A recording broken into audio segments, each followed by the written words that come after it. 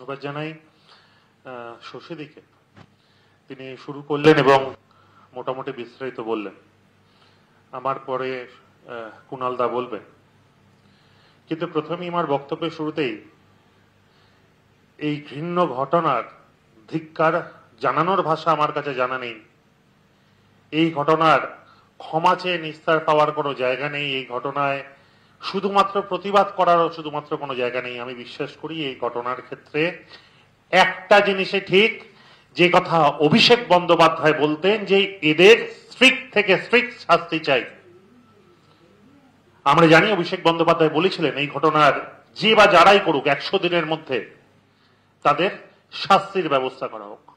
আজকে তৃণমূল ছাত্র পরিষদের একজন প্রতিনিধি হিসেবে আমি মমতা বন্দ্যোপাধ্যায়ের দেখানো পথে অভিষেক বন্দ্যোপাধ্যায়ের বার্তা অনুসারে সেম কথা আমি বলছি। এই ঘৃণ্য ঘটনার কঠোর থেকে কঠোরতর শাস্তি চাই, যাতে ভবিষ্যতে এই সামাজিক ব্যাধি আর কেউ সাহস না পায়।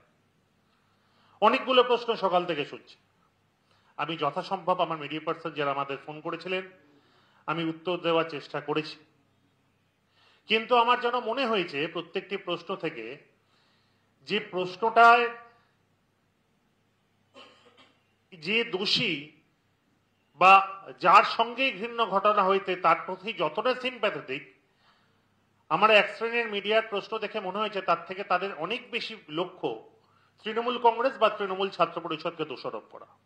আমার প্রশ্ন, কেন আজকে শুধুমাত্র একজন নারী আমার এক বোনকে নিয়ে তার পাশে দাঁড়ানো তো আসল উদ্দেশ্য নয়। এই সমাজ থেকে এই ব্যাধিটাকে চিরতরে নির্মম করে দেওয়ার কথা নয়।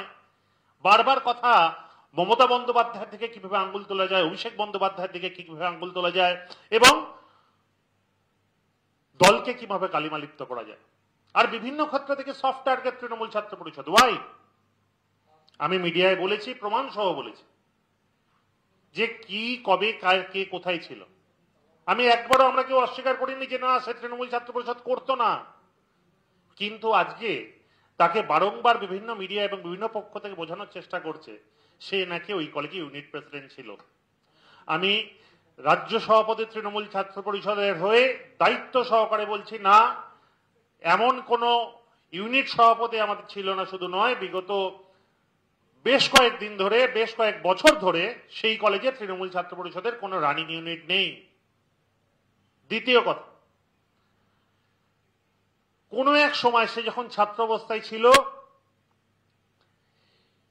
সে দক্ষিণ কলকাতা জেলার সবচেয়ে নিম্ন পোস্ট, মানে যারা যেখানে আপকামিং স্টুডেন্টদের আমরা ছাত্র নেতাদের তুলে আনি বলে ভাবি, সেই অর্গানাইজিং সেক্রেটারি আমরা আমাদের যে জেলার সভাপতি আছে সে সেই সময় করেছিল। কিন্তু আপনাদের জ্ঞাতার্থে জানিয়ে রেখে আমাদের 36খানা জেলা, 36খানা জেলাতেই প্রায় এরকম 50, 80, 100 জন করে আমরা ডিস্ট্রিক্ট কমিটি করি, কারণ যাতে আগামী দিনতে তুলে আনা যায়। এখন যদি আমাদের প্রশ্ন করেন যে 2019 সালে কেন তাকে কমিটিতে রাখা হয়েছিল, আমি আপনাদেরকে স্বীকার করে নিচ্ছি আমাদের একটি ব্যর্থতা রয়েছে যে আমরা জ্যোতিষবিদ্যা জানি না, তাই বুঝে উঠতে পারিনি যে 2025 সালে যদি সেই ঘটনা করে থাকে সেই ঘটনা করবে। আজকে যারা আপনাদের সংবাদ মাধ্যমের প্রতিনিধিরা আছেন, আপনারা দায়িত্ব নিয়ে কারো আপনার সংবাদ বন্ধুদেরও বলতে পারবেন যে তারা কি কি করবে বা করবে না ব্যক্তিগত জীবনে, তাদের দায়িত্ব আপনি নিতে পারবেন।